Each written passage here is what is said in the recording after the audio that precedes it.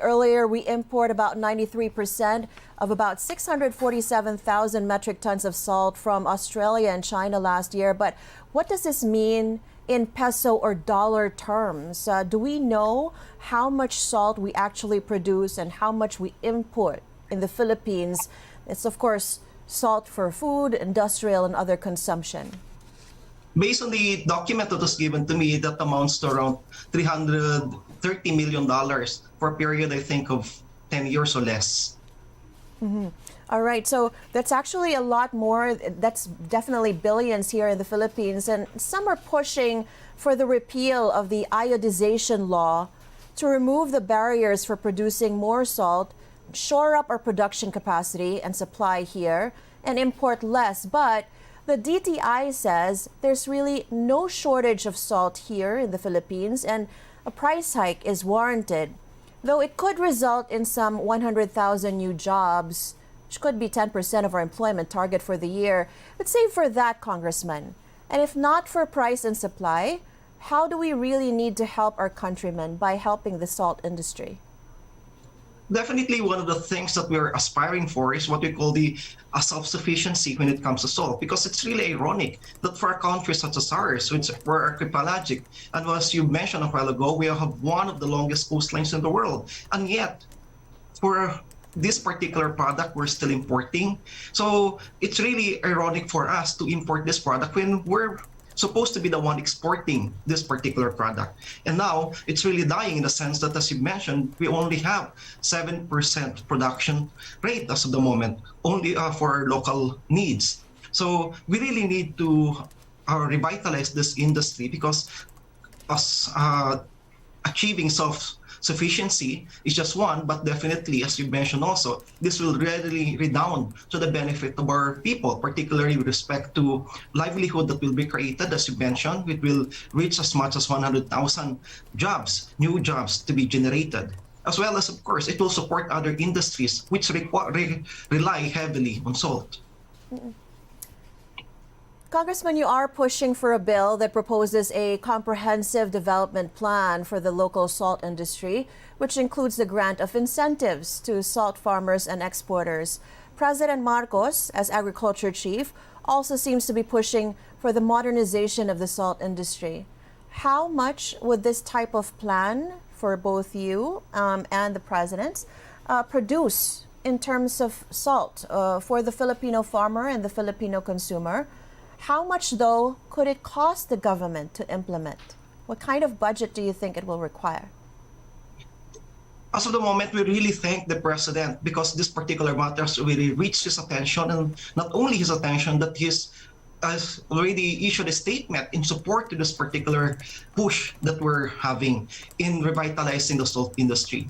As to the cost, definitely we're up on the drawing board. We're consulting with the stakeholders, particularly with those involved in manufacturing, and we're also consulting with the DTI and the Department of Agriculture, and soon we'll be able to come up with that particular cost that we're seeing, how much would be the investment that the government needs to put into revitalizing this industry. Because based on the proposal that we submitted, it's a comprehensive plan that includes all the agencies of the government, particularly the Department of Agriculture, the Department of Trade and Industry, as well as the Department of Health, and the DOST, because we need to be evidence-based in coming up with a solution. Because we're proposing that the government takes the lead by developing salt farms before then it will be leased to private stakeholders or private manufacturers later on.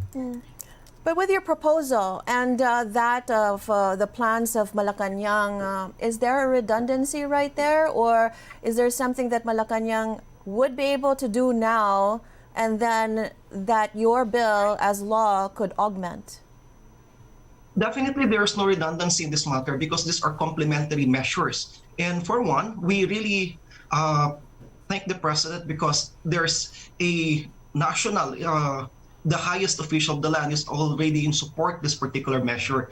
What we're proposing in the House of Representatives becomes an to institutionalize this particular support, because of course, yes, it's true that the executive may adopt or institute specific programs in support of revitalizing the salt industry, but we need an institutional mechanism to make sure that the measures that we're going to adopt, the interventions that we're going to introduce will really be lasting or for a longer term. This is the reason why this particular statement by the President actually is supportive of the measure that we filed. And we really thank the President for that. But right now, if Congress couldn't fund the asin law, would it actually be able to fund it under your bill?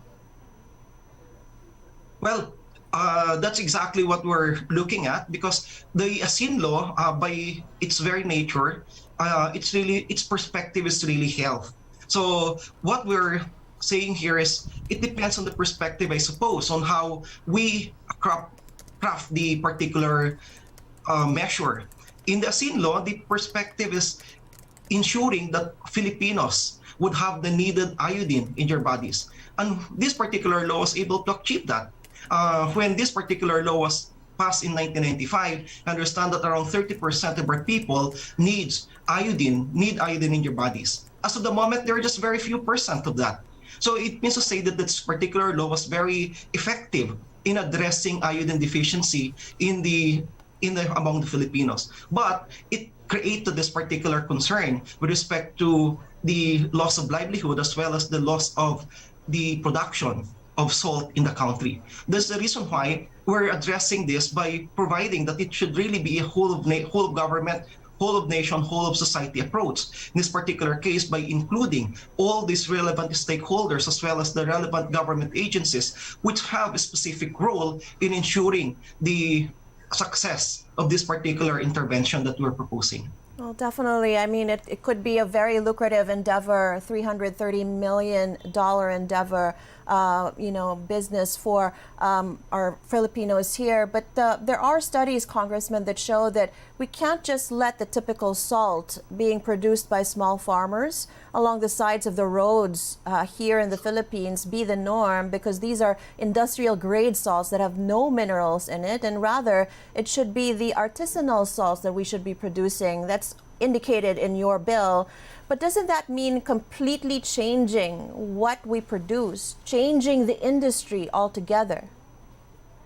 Not exactly, Ms. Rain. This will not change the industry. What we're trying to do is to balance things by ensuring that all those who are engaged in this particular industry, in the production, would be assisted for by the government. In this particular bill, it's a balance between providing support not only to the small artisanal salt farmers, but as well as to the big salt farmers, quote unquote. Honestly, there are really no big salt farmers as of the moment because everything is gone now, as was mentioned by Mr. Danny Cruz. But what we really need to do is to provide the needed support in the entire spectrum of this industry. And we hope that this will not change, but we at least will be able to go back to the original, and sooner we become net exporter of salt, as well as addressing still the concerns of the Department of Health, which is ensuring iodine in the bodies of our people. Looking forward to more developments in the talk on salt here in the Philippines. Kabayan Party List Representative Ron Salo, grateful you could share your thoughts with us today. Thank you so much for joining us. Thank you very much, Ms. Rain.